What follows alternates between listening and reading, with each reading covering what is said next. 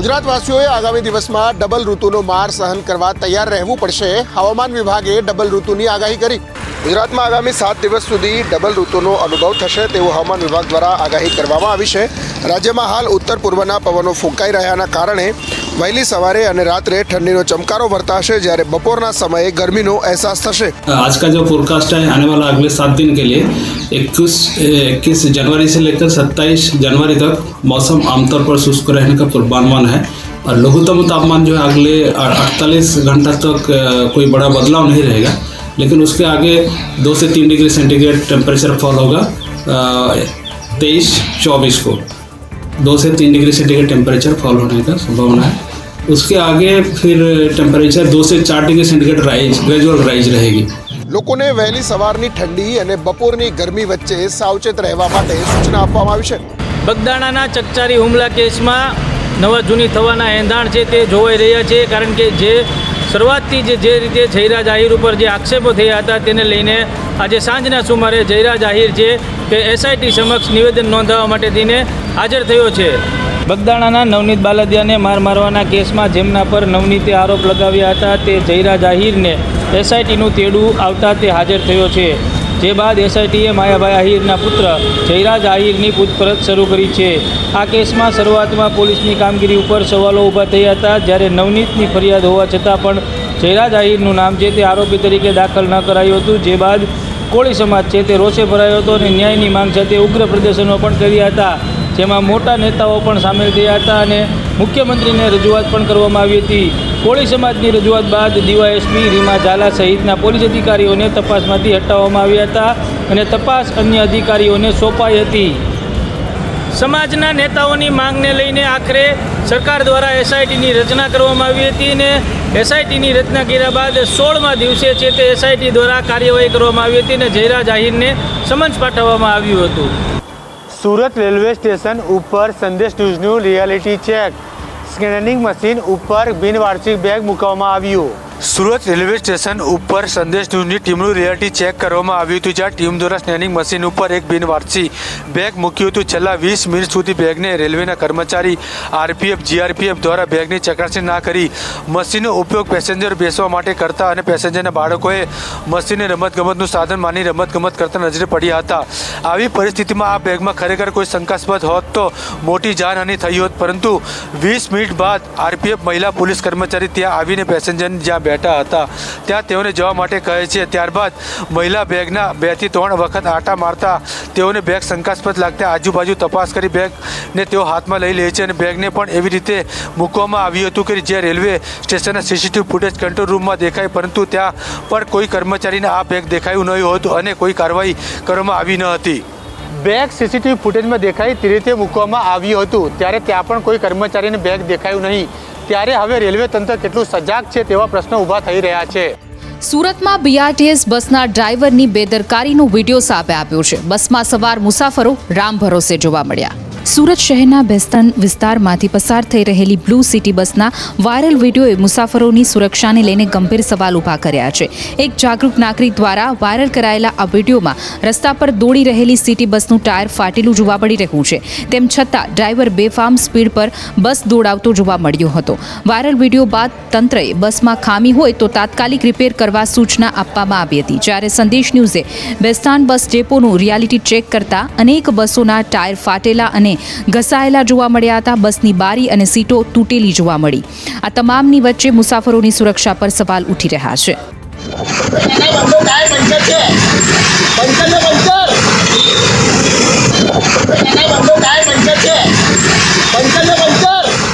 તંત્ર કોન્ટ્રાક્ટરને નોટિસ આપીને સંતોષ માની લે છે, પરંતુ બીજી તરફ વાસ્તવિકતા એ પણ છે કે એજન્સીઓ તંત્રની નોટિસને પણ ગાંઠતા નથી અને ભંગાર જેવી બસો દોડાવી રહ્યા છે। વડોદરાના છાણી વિસ્તારમાં 21 કરોડના ખર્ચે બનેલો નવો જ રોડ જેટકોના કોન્ટ્રાક્ટરે ખોદી નાખ્યો, જેને લઈને વિવાદ ઊભો થયો છે। વડોદરા કોર્પોરેશન તંત્ર મુખ્યમંત્રીના આદેશને ઘોડીને પી જઈ રહ્યું હોય તેવા દ્રશ્યો જોવા મળી રહ્યા છે। મુખ્યમંત્રીએ કહ્યું હતું કે રોડ રસ્તા બનાવતા પહેલા અંડરગ્રાઉન્ડના જે તે પાણી, વીજળી, ડ્રેનેજ સહિતના કામ પૂર્ણ કરી રોડ રસ્તા બનાવવા જોઈએ, પરંતુ અહીંયા તો છાણી જકાતનાકા સર્કલથી છાણી ગામ સુધીનો ગૌરવ પથ 21 કરોડના ખર્ચે 6 મહિના પહેલાં જ બનાવ્યો। અને હવે જેટકો કંપનીએ વાયરિંગ માટે અનેક જગ્યાએ રસ્તો ખોદી કાઢ્યો છે. મહાકાએ ખાડા કરી કેબલિંગની કામગીરી કરી રહ્યા છે, જેનો વિપક્ષના ઉપનેતા જહા ભરવાડે વિરોધ કર્યો છે. જેટકો દ્વારા ખોદકામ માટેની જે મંજૂરી લેવામાં આવી હતી એની જગ્યાએ મુખ્ય રોડ ઉપર ખોદકામ કરતા કોર્પોરેશન દ્વારા 1 લાખનો દંડ પણ કરાયો છે. પરંતુ વિપક્ષના ઉપનેતા કહી રહ્યા છે કે આ મામલે અધિકારીઓ પણ એટલા જ જવાબદાર છે અને કોન્ટ્રાક્ટર પણ. બંનેની સામે કડકમાં કડક કાર્યવાહી થવી જોઈએ. ફતેગંજ બ્રિજથી છાણી સુધી અનેક જગ્યાએ ખોદકામ કરી દેવાતા પીક અવર્સમાં ટ્રાફિકની સમસ્યા અને નાના મોટા અકસ્માતની ઘટનાઓ પણ બની રહી છે. અમદાવાદ મહાનગરપાલિકાના અધિકારીઓએ બુદ્ધિનું દેવાળું ફૂંક્યું. રોડ કરતા ફૂટપાથ અને પાર્કિંગ મોટા બનાવી દીધા. અમદાવાદ મ્યુનિસિપલ કોર્પોરેશનના અધિકારીઓની અણઘડ કામગીરી ફરી એકવાર વિવાદના વંટોળે ચઢી છે. શહેરમાં નવા બની રહેલા રસ્તાઓ પર એન્જિનિયરોએ એવી બુદ્ધિ વાપરી છે કે મુખ્ય રોડ કરતાં પાર્કિંગ અને ફૂટપાથની સાઇઝ મોટી રાખી દીધી. આ વિચિત્ર આયોજનને કારણે વાહનોની અવરજવર માટેનો મુખ્ય રસ્તો સાંકડો થઈ ગયો છે. આ બાબતની જાણ થતાં જ Ahmedabad municipal corporation standing committee chairman સહિત હોદ્દેદારો પહોંચ્યા હતા. દેવાંગ દાણીએ હાલ યુટિલિટીનું કામ બંધ કરાવ્યું છે. જે રોડ હયાત રોડ છે 18 મીટરનો, એનો ટૂંકો કરી પાર્કિંગ સાથે 9 મીટરના કરવાને પરિણામે ઇન ફ્યુચર ભવિષ્યમાં ટ્રાફિકની મોટી સમસ્યા થાય. એ સમસ્યા ના થાય એટલા માટે હાલ આનો ખુલાસો પણ માગવામાં આવ્યો છે અને પુનઃ એ રોડ 18 મીટરનો રહે એ માટેનું આયોજન કરવા માટે અધિકારીઓને જરૂરી સૂચના પણ આપવામાં આવી છે. જનતાની પરસેવાની કમાણીના ટેક્સના પૈસાનું આ રીતે આયોજન વગર રોકાણ કરવું તે ભ્રષ્ટાચાર કે પછી બેદરકારી, તે એક મોટો સવાલ છે. ગુજરાત સરકારના બજેટ પહેલા ડાયમંડ વર્કર યુનિયન દ્વારા રત્ન કલાકાર કલ્યાણ બોર્ડની માંગણી કરવામાં આવી. હીરા ઉદ્યોગમાં છેલ્લા ઘણા સમયથી મંદી છે અને યુક્રેન રશિયા યુદ્ધ અને ત્યારબાદ અમેરિકાએ લગાવેલા ટેરિફના કારણે રિયલ ડાયમંડનો ધંધો બંધ સમાન થઈ ગયો છે.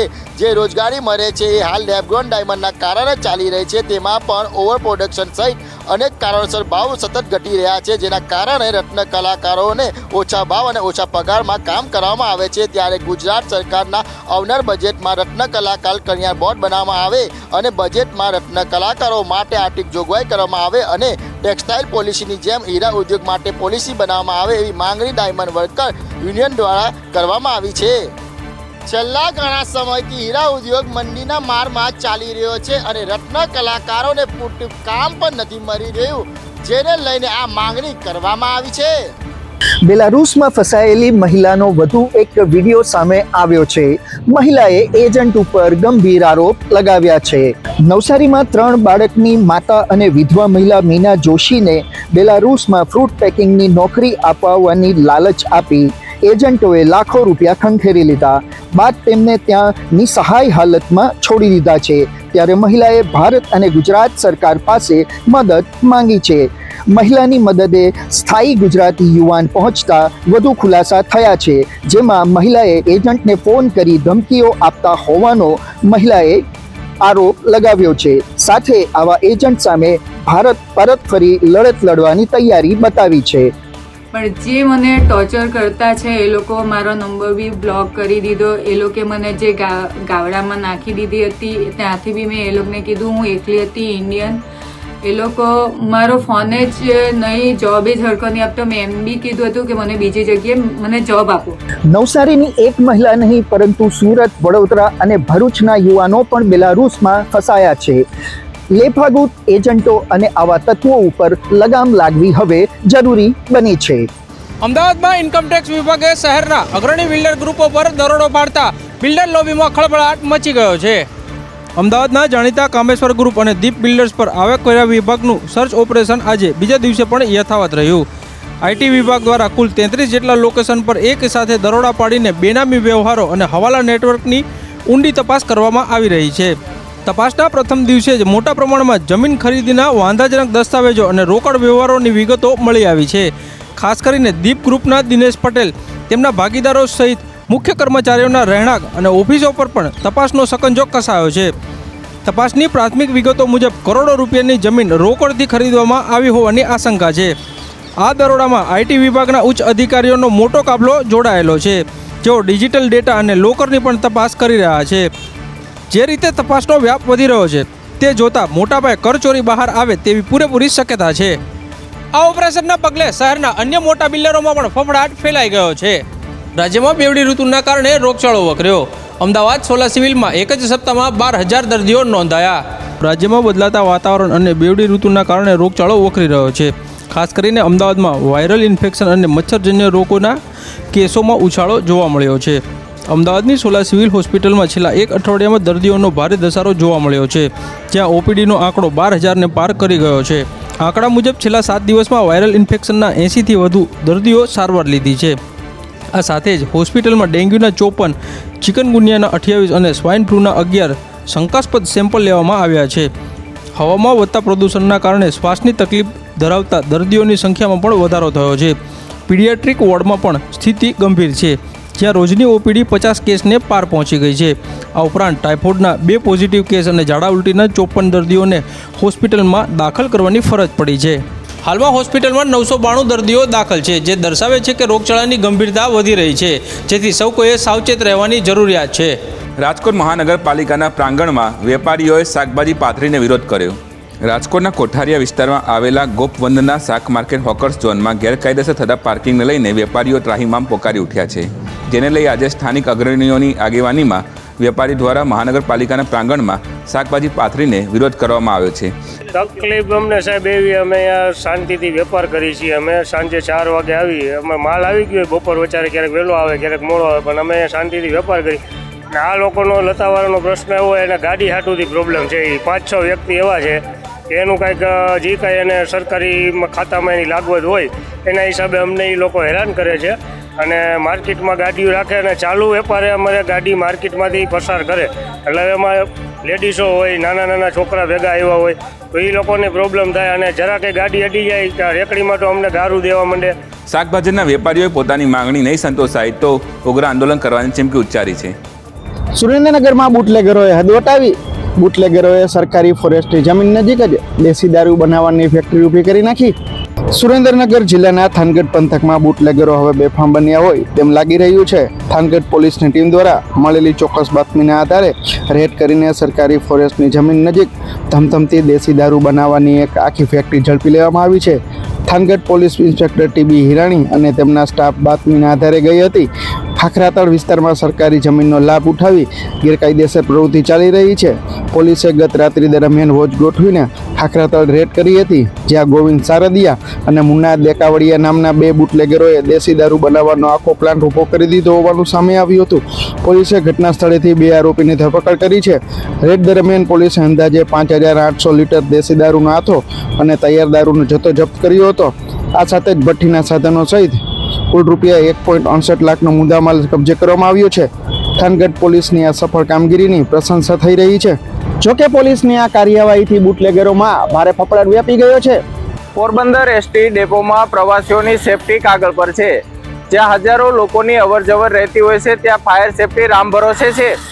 પોરબંદર શહેરનો એસટી ડેપો હાલ કોઈ મોટી દુર્ઘટનાની રાહ જોઈ રહ્યું હોય તેવું ચિત્ર સામે આવ્યું છે. સમગ્ર ડેપોમાં આગ ઓલવવા માટે માત્ર એક જ એક્સટિંગ્યુશર ઉપલબ્ધ છે, જે હજારો મુસાફરોની સુરક્ષા સામે ક્રૂર મજાક સમાન છે. એટલું જ નહીં, પરંતુ આટલી મોટી સરકારી બિલ્ડિંગ પાસે અનિવાર્ય એવું ફાયર એનઓસી પણ ઉપલબ્ધ નથી. આખરે જાગૃત થયેલા ફાયર વિભાગે ડેપોમાં સેફટીનો અભાવ જોતા વહીવટી તંત્રને નોટિસ ફટકારી છે. એસટી વિભાગને થોડા સમય પહેલા ફાયર વિભાગ દ્વારા એક નોટિસ પાઠવવામાં આવેલી હતી, જેના અનુસંધાને એમને એમના ડિવિઝનમાં રજૂઆત કરેલી છે. જૂનાગઢ ડિવિઝન દ્વારા ગાંધીનગરથી એક સેન્ટ્રલી એક કામગીરી કરવાની છે. આ અનુસંધાને તે લોકોએ અંદાજે 20 જેવા ફાયર એક્સટિંગ્યુશરની અવેજીમાં અત્યારે રાખેલા છે, કે જેથી પબ્લિક જે ડીલિંગ હોય જે ડે ટુ ડે લાઈફમાં એ અટકે. અહીંયા દરરોજના હજારો પેસેન્જરોની અવરજવર રહેતી હોય છે, ત્યારે જો કોઈ આકસ્મિક આગ જેવી ઘટના બનશે તો તેના માટે જવાબદાર કોણ તેવો સવાલ ઊભો થઈ રહ્યો છે. જાણીતી બ્રાન્ડ રિયલ નમકીનના કામદારો અલગ અલગ માંગને લઈ હડતાલ પર ઉતર્યા છે. ખેડામાં રિયલ નમકીનના કામદારો શોષણને લઈ હડતાલ પર ઉતર્યા છે. લક્ષ્મી સ્નેક્સ પ્રાઇવેટ લિમિટેડના 1000 જેટલા કામદારો હડતાલ ઉપર ઉતરતા સંપૂર્ણ પ્રોડક્શન ઠપ થયું છે. 18 વર્ષ જૂના અને નવા કર્મચારીઓને એક સરખું વેતન ચૂકવાતું હોવાથી કામદારોમાં રોષ છે. આ ઉપરાંત મશીનની નિયત સ્પીડ 85ની જગ્યાએ 100ની કરવામાં આવતા કામદારોની મુશ્કેલી પડી રહી છે. નાઇટ શિફ્ટમાં કામ કરતા કામદારોની કેન્ટીન ભોજનની સુવિધા નથી મળતી તેવો આક્ષેપ કરવામાં આવ્યો છે। સાથે જ કામદારોએ આક્ષેપ કર્યો છે કે સેફટીના સાધનોનો પણ અભાવ છે। જે કામ કરતા હોય સ્પીડ વધારે હોય છે, ટાઈમે પગાર તો મળી જાય છે પણ ઓછું મળે છે। એના ઘણી વાર છેલ્લા 4-5 વર્ષથી આ લોકો લડે છે। અગાઉ 4 મહિના પહેલા પણ આ લોકો લડ્યા હતા। તમામ કામદારોને તાત્કાલિક સુવિધા આપવામાં આવે તેવી માંગ કરાઈ છે।